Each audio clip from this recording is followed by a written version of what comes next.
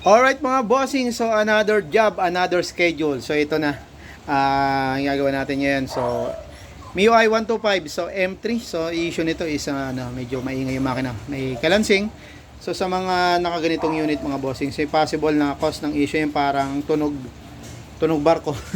So possible issue yung kanyang mga bearing ng kanyang crankshaft. So crankshaft lang yung papalitan, crankshaft bearing. Yung mga may alog, pag inalog nyo yung sigunyal, so may konting alog siya, tapos ang tunog niya parang may parang tunog barko, yung may parang umuumpog sa loob ng makina. So baka ganun yung tunog ng makina niyo mga boss. So yun lang yung possible na nagiging issue.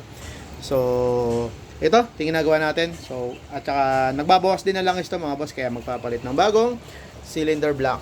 Ayan, at saka piston na yun. Yan, bagong set na yan. Piston ring, valve seal.